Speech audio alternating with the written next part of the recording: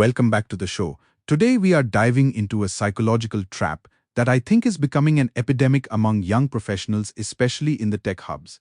It is the allure of the quick fix. We are talking about the zero-cost EMI and the buy now pay later ecosystem.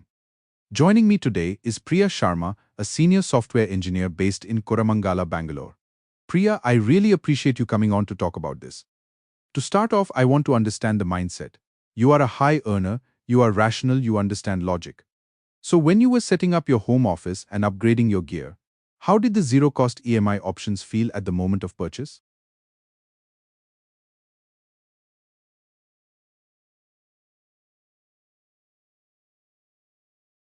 Thanks for having me, Sanchit. Look, coming from a tech background, I view everything as an optimization problem. When I saw the MacBook Pro and the iPhone 15 Pro, I didn't see them as expenses, I saw them as tools for productivity. The zero cost EMI is just logically superior. Why would I dump a huge chunk of liquidity out of my bank account in one go when I can spread it over 12 months at 0% interest? It felt like I was gaming the system. I was using the bank's money for free while my own cash stayed in my savings account earning interest. It felt like a win-win, honestly. It is a very seductive logic. It feels like a mathematical arbitrage. You are essentially saying why pay now when the future value of money is lower. But as we know, the term zero cost is often a marketing headline, not a financial reality. You also mentioned using apps like Simpl and Zest for the smaller stuff, right? The daily expenses, the quick deliveries. How did that integrate into your overall spending habit? Oh, Simpl is just a convenience. It is like a frictionless layer over my life. I would just tap, get my coffee, order some dinner, and the app handles the billing. It is so seamless that you almost forget you are spending money in real time. I figured as long as I was paying the monthly bills, it was fine. I had the salary coming in, the EMIs were automated, and the BNPL apps were just there. It didn't feel like debt because I wasn't taking out a personal loan from a branch. It felt like a subscription to a lifestyle. That is a powerful phrase, a subscription to a lifestyle. But here is where the friction starts. While the EMIs for the hardware were fixed, you were also using your credit cards for daily spends. And you weren't paying those off in full every month. You were carrying a balance. In your mind, since the big purchases were 0%, did that make the credit card interest feel less urgent?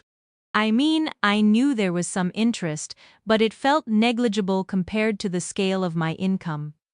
I told myself that I was just managing my cash flow. If I had a heavy month with a few more Zomato orders or some clothes from Myntra, I would just pay the minimum due on the card and clear the rest the following month. It is a revolving door. I was paying it off in installments, so in my head it wasn't actually debt. It was just a timing issue with my bank balance. Let's pull the curtain back on that timing issue, because the math of revolving credit is where the illusion shatters. You currently have a total debt of 85,000 rupees. The APR on that revolving balance is 39%. Priya, do you realize that your monthly interest alone is about 2,750 rupees? That is money that is simply vanishing. It is not paying down the MacBook. It is not paying for the iPhone. It is just a fee for the privilege of owing money. Wait, 2,750? Every month? I thought the interest was calculated on the average daily balance or something. But I didn't think it was that high. I mean, 39% sounds like a credit card nightmare. But I thought the zero-cost EMI protected the core of the debt.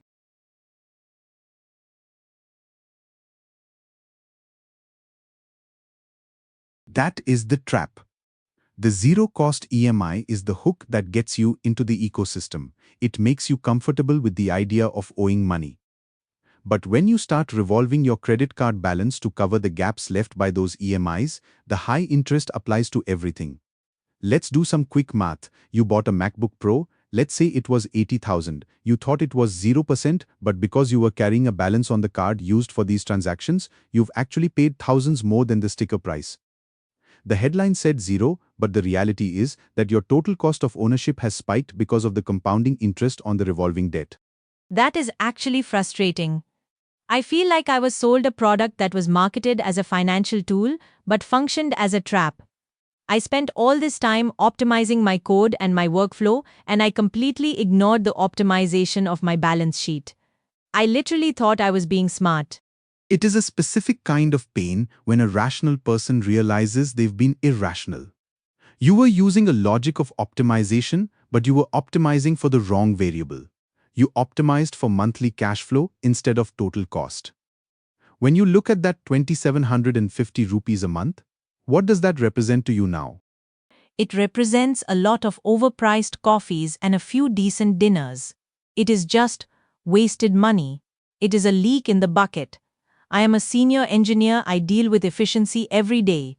The idea that I am paying 39% for the privilege of having a laptop I already possess is honestly embarrassing.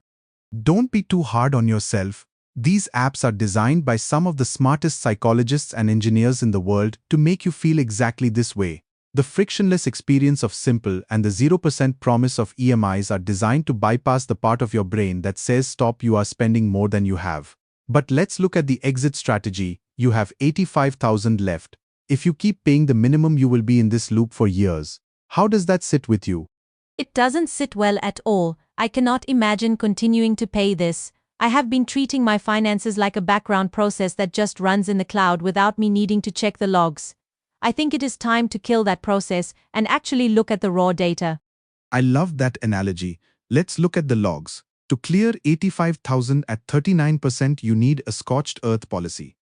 No more BNPL, no more Simpl, and definitely no more minimum payments.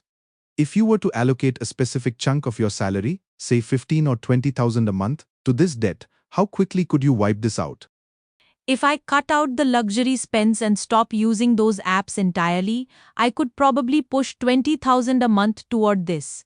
It would take maybe 5 months. 5 months of feeling a bit constrained, but then I would actually own my things. 5 months of discipline to buy back your financial freedom. Does that feel achievable, or does the idea of cutting out those frictionless spends feel like too much of a shock?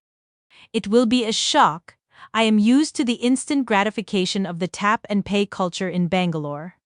But the shock of seeing that interest rate is way worse than the shock of not ordering a fancy dessert on a Tuesday night. I think I can do it. I just need to stop pretending that installments are not debt. That is the biggest realization of the day. Installments are just debt with a friendlier name. Once you rename it, the psychology changes. You aren't managing a payment plan. You are fighting a high-interest fire. Exactly. I think I was just rationalizing it because everyone around me in Koramangala is doing the same thing. You see the latest gadgets and the fancy setups, and you assume the zero-cost EMI is the standard way to buy them. It is a collective delusion. It really is. It creates a baseline of debt that feels normal. But normal isn't always optimal. If you can shift your mindset from being a consumer of these services to being an owner of your assets, you're in a much better place. I am definitely shifting.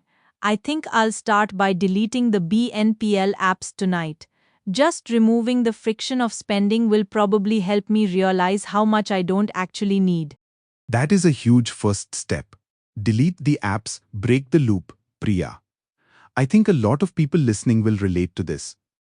The feeling that you are smart with your money because you are using a tool only to find out the tool was using you. It is a humbling experience.